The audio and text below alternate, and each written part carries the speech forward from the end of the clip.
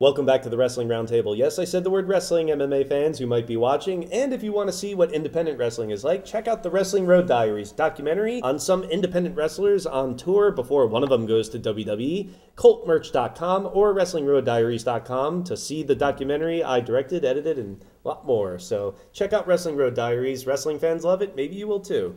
So we were just talking about the SEG years for UFC before they were bought by Zuffa in January 2001, but Randy Couture made his debut at UFC 17 against Tony Halme, who us wrestling fans knew as Ludwig Borga. Kickboxer from Sweden didn't do too well against Randy Couture, and neither did James Toney the other year, a boxer who pretty much fell victim to the same sort of match. Take him down, submit him. Randy Couture, though, just retired at UFC 129 in Toronto after the loss to the Karate Kid, Lyoto Machida. It was really great being there because everyone was on their feet before the fight and after the fight for Randy. Not taking anything away from Machida, of course, but we all knew going in this was Couture's last fight, so he said, and he's a legend. What else can you say about this guy? Well, we better find something because this guy's been fighting a long time and he meant a lot to MMA. But one of the questions I want to ask first as we look back on his career and what he means to mixed martial arts, do you think that if he hadn't gotten that role in The Expendables, which became the #1 movie in America, he'd still be more active in MMA? I don't mean necessarily fighting, but maybe training. We know he worked with Gina Carano, Extreme Couture out in Vegas. Do you think he'd be more active? No. You realize, I got to get out now. I've done it for so long. I gotta move on. I gotta do something else. I mean, yeah, he's 48 years old. Still do a lot more things. But I mean, would he be pursuing his movie career if it was bit roles in Scorpion King 3 or if it was the #1 movie in America? No, I think he's always gonna try to find that balance. He has this dream. He has fighters that he's gonna train. Him fighting, him being competition, yes, but I think he's always gonna find a way to be involved in the MMA community. Well, he'll be a spokesperson for the sport, you know, yeah, stuff like that. Because he's well respected and he's not stupid. He knows what brought him to the table. Well, do you think, like you were hinting at, Will, that he got out at the right time, Martin? Oh, yeah, after being kicked in the face by that, that's a click that, like, no, because if you're old and you've been fighting for a long time, there's a time that you're not going to take hits like that anymore. Well, yeah, that's what I mean. Is he getting into Chuck Liddell sort of territory where he doesn't have a chin anymore? Exactly. Look at the light heavyweight division. You think he's going to be so stuck in that division with Machida and Rampage and everybody else? John Jones. Exactly. There's a time that there's new guys coming in that you can't keep up with them. You're not going to take like their hits anymore. With the competition now, like you said, he's only going to take interesting fights. Like the James Toney was an interesting fight, and he called out a bunch of guys. And Randy Couture was like, hey, we've always had this question of can boxers beat wrestlers? And he was the first one to raise his hand. Hey, I'll be the guy that shuts him up. As far as being competitive in the light heavyweight division, yeah, I don't see him beating any of those top 5 or 6 guys. Is that why he left the heavyweight division too? Well, I mean, after that Brock fight, he pretty much knew that, you know what, these guys are getting way big with guys like Carwin, Dos Santos, Velasquez. Exactly. And he's been in the 205 division before, so you can find intriguing fights there, too. Well, a lot of his fights he's lost. 19-11 record, so it's not exactly blow away, but I mean, he's, of course, won more fights than he's lost, but it's not exactly like Carwin's now or Dos Santos now 12-1. So, that being said, why does he still get the kind of respect we saw in Toronto? Because most of the fights were all championship fights. Mm-hmm. I can name maybe about 6, possibly 7 fights that he's had in UFC that weren't championship fights. Mm-hmm. I mean, that's a good main event record. Across 2 different divisions. Across 2 different divisions, and at his age, the pace he kept going, not many guys could do that. I mean, a lot of people say Tito has gone on record and Rampage has gone on record and say, hey, I like fighting, I've been fighting for a while, but I'm not a Randy Couture. I'm not going to be fighting when I'm 50 years old. They don't mean that as a disrespect, but they don't have the type of bodies that Randy has. He's a symbol, a testament of what someone can accomplish at an older age. And that comeback in 2007 was a big part of his legacy. Totally. I mean, he would still be a legend, but he wouldn't be as big a legend without that. Well, he's not the only person to win belts in 2 different divisions, but he's the only person to do that with the light heavyweight and the heavyweight titles. Exactly, and then BJ Penn won 2 different weight classes. But he wasn't as dominant in the 170 as he was at 155. Exactly, but what I'm trying to say is he followed like Randy Couture's footsteps. Is like, you know what? As he left 170, this is not the only weight class like I could be in. So it's pushing yourself even at his age. Yeah, and I think one of the things that that makes Randy stand out is that most of his fights, he was an underdog. They fed him to Chuck Liddell. They fed him to Fedor Belfort. They fed him to all these guys who he was supposed to lose to. And like Gonzaga. Like Gonzaga, like Sylvia. But he proved everybody wrong. I think that's what really makes this guy special. I don't think they were trying to feed him to Sylvia. I think they saw that spark, like maybe he could do it, because I don't think Sylvia was exactly setting box office on fire either. But if Couture were to ever come back for one more fight, because he is 47 years old, still in great shape, if he was going to come back for one more fight, who would it be against? Fedor. Fedor. That's the one guy that he wanted. I mean, they gave him Machida because he basically thought he had the game plan to beat Machida. But Fedor is something he's wanted since 2007, probably even longer. So now with the acquisition of Strikeforce, that may be possible. So even though he does retire, don't count Randy out. I think it should be like UFC 145, and it's the retirement fight for both guys. One last fight should be the subtitle. The only other name I would accept is if it was Royce Gracie in Brazil. Because that'd be two legends going at it. They never fought each other, and it'd be interesting.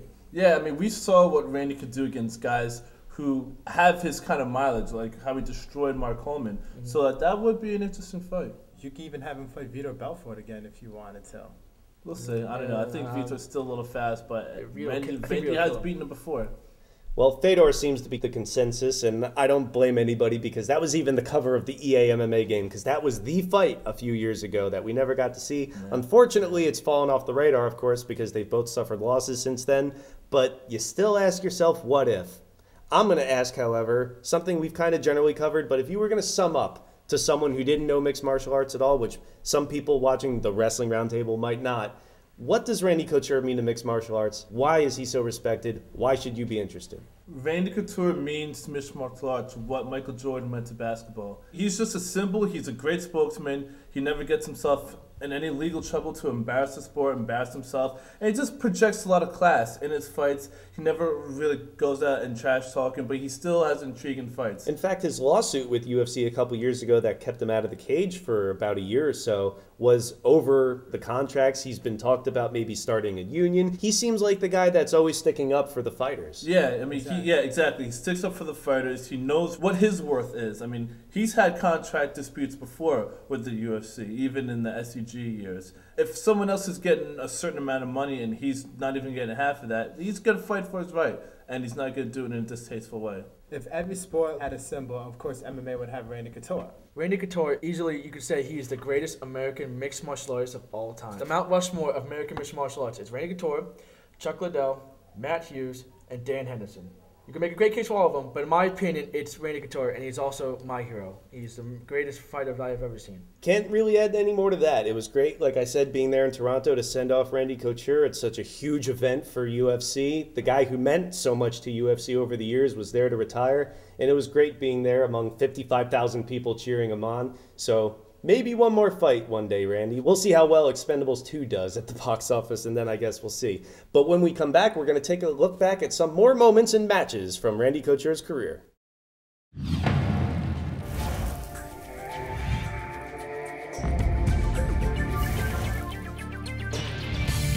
over. Nice high kick.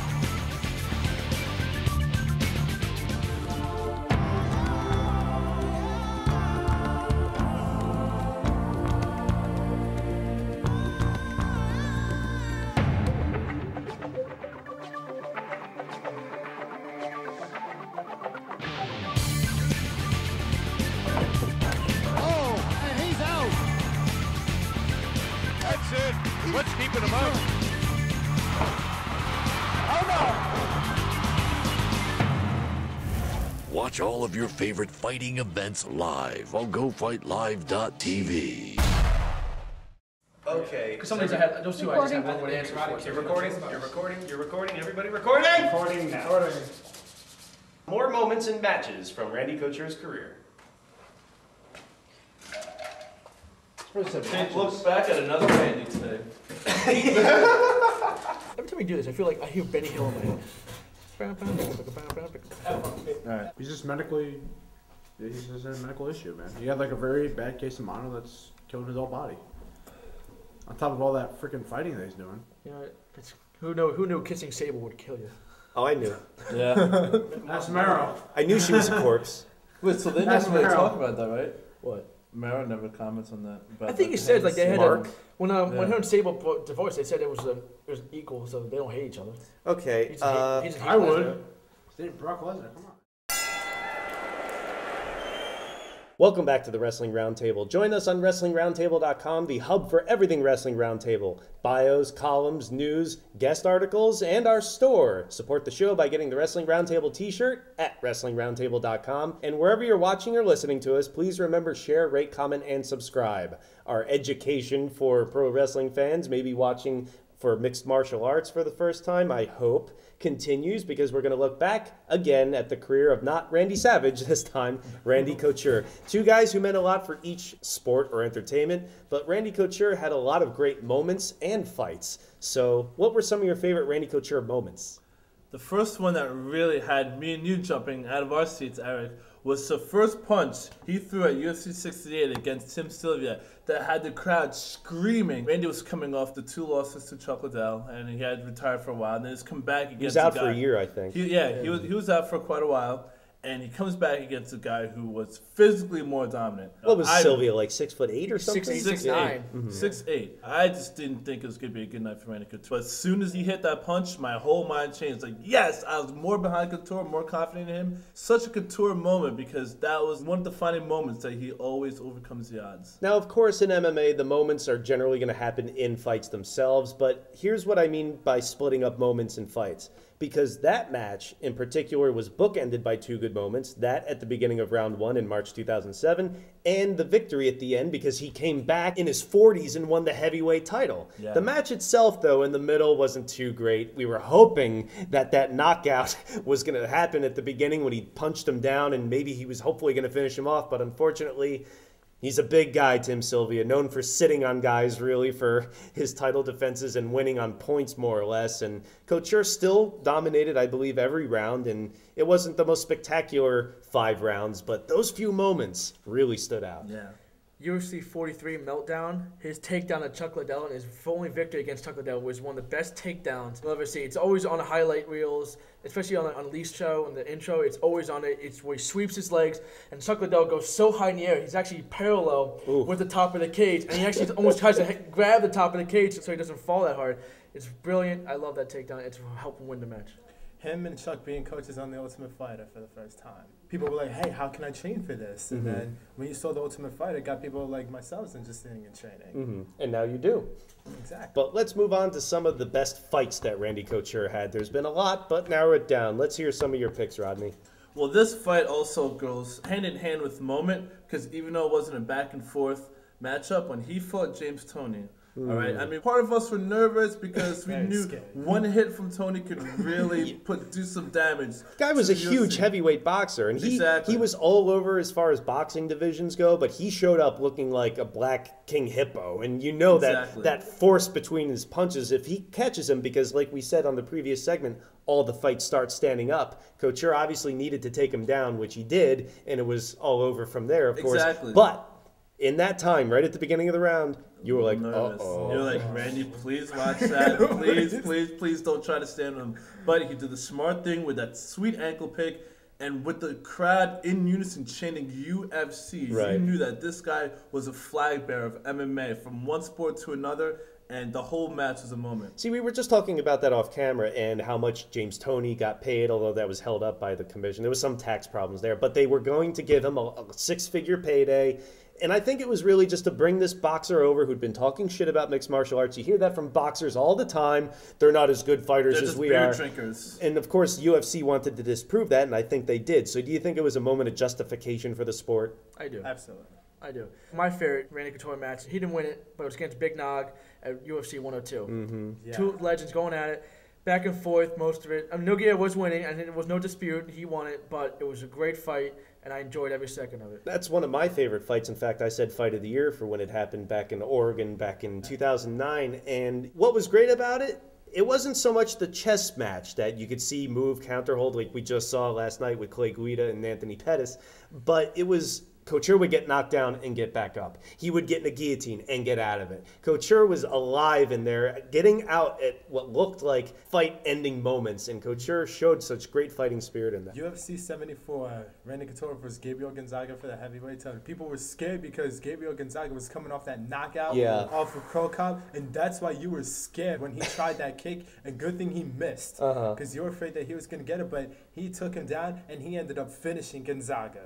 Yeah, Gonzaga looked like a monster. You said he was an animal after he used Crow Cop's own high kick against him, and one of the most ugly, gross knockouts in UFC history when Crow Cop fell back on his own And then he ran ankle. into the camera and screamed in it. Yeah. Like, oh my God. So he looked like, I guess, what would end up being the Velasquez or Carwin of his day, like this new huge heavyweight monster that's going to tear through him. But Couture held his own. Even when he fought Brock Lesnar, Brock was a guy who so far in his few MMA fights was able to take guys down pretty much at will and hold him there because of his 265-pound frame. But you thought when Couture got up, when Lesnar took him down and Couture got up, of course, Couture an Olympic alternate 3 times over, but he got up with this huge guy. Even when they matched up face to face, you could be like, oh my God. Yeah, I realized, like, wow, Brock is big. You never realize how big he is when it's just him alone the camera, but when he goes to get someone like Couture, you're like, wow, you see the size difference. Right. So even though, of course, Couture lost that fight, still, it looked like in that first round, Couture might have had a little bit in him. I think his plan was working. It just, he got caught. Yeah. He got caught behind the ear. But another one of my favorite moments and matches of Randy Couture is UFC 44 Undisputed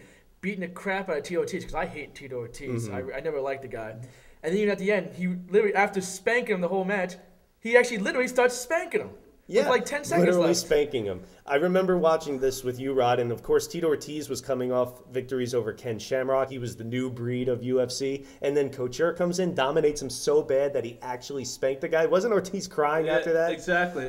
He knew at the end that he lost a fight and he embarrassed himself. One of my favorite matches was the UFC before that. One of your favorite moments is when he beat Chuck Liddell, because this was for the vacant UFC light heavyweight title, and I think they were trying to set up Liddell and Ortiz, and then Ortiz was having contract disputes. So Randy was almost put in as like the throw-in guy. Exactly, like the rabbit being fed to the wolves, and beating Chuck Liddell at his own game, at his own stand-up game, just showing a wrestler using boxing techniques was really good, and taking Liddell down, Liddell himself a collegiate wrestler, and finishing him in great fashion too. Let's not forget also, before we wrap up, one of my favorite Randy Couture moments, when he killed Stone Cold Steve Austin in the Expendables by setting him on fire. That was just cool, like, oh, it's Austin against Randy Couture. I enjoyed it. He'd avenge Rocky's death. Beat down Rocky's beat down. Well, that's going to wrap it up for our MMA themed show. Hope you enjoyed it. Hope you learned so much. And if you're an MMA fan, hope we lived up to your standards. But we're going to move back onto pro wrestling next time. Go to WrestlingRoundtable.com to stay updated with the show, Wrestling Roundtable Radio on Tuesdays, and find our podcast on iTunes. Wherever you're watching, please share, rate, comment, and subscribe. I'm the host, Eric Santamaria. So for Orlando O'Neill, Martin and Rodney LeConte, Will Brooks, join us on WrestlingRoundtable.com.